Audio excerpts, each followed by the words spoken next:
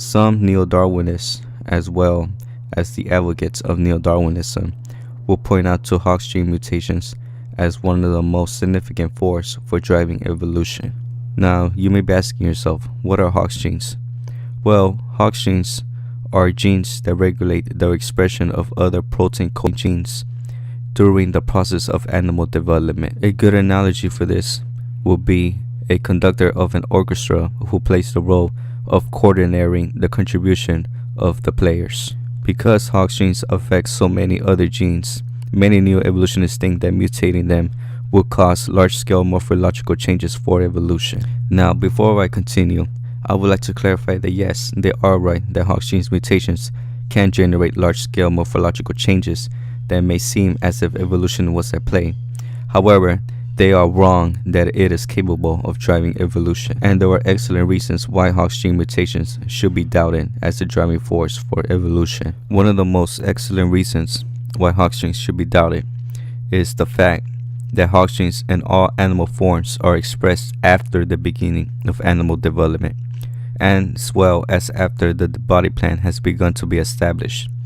In fruit flies, by the time that Hox genes are expressed, roughly 6,000 cells have already formed, and the basic geometry of the fly is already well established. Eric Davison and Douglas Irwin have pointed out that the Hox gene expression, although necessary for correct regional or local differentiation within a body plan, occurs much later during embryogenesis than the global body plan itself. In other words, Hox genes don't determine body plan structures such as the wings, the head, the eyes, or anything like that.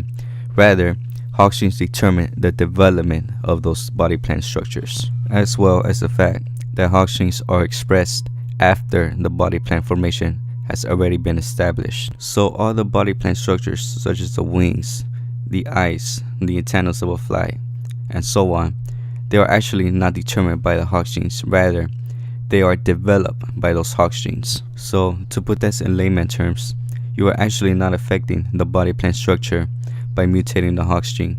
Rather, you are affecting the development of those body plan structures. So those neo-evolutionists that say that Hox genes can generate new body plan structures by mutating those sites is actually quite misleading and incorrect. Now, the second reason why Hox genes should be doubted as an evolutionary force is the fact that it provides information only for building proteins that function as switches that turn other genes on and off.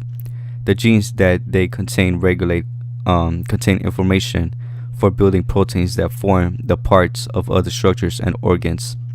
The Hox genes themselves, however, do not contain information for building those parts. In other words, mutations in Hox genes do not have all the genetic information necessary to generate new tissues, organs, as well as body plans. Body plans, as I said before, are expressed before Hox genes even express themselves. The genetic information for the body plan and geometry of the structural flywing, for example, is determined before Hox genes are even expressed. However, during later embryogenesis, the Hox genes they establish themselves and they start developing that body plan structure of the flywing. So, an important distinction to make here is that Hox genes don't determine body plan structures. Rather, they only determine the development of it.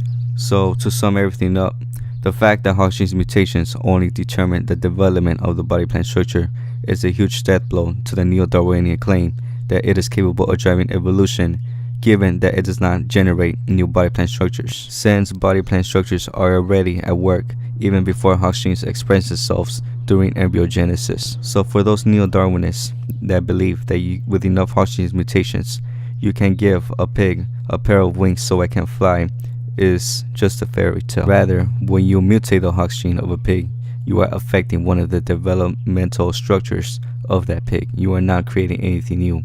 You're just affecting its development that is already predetermined. Thanks for watching.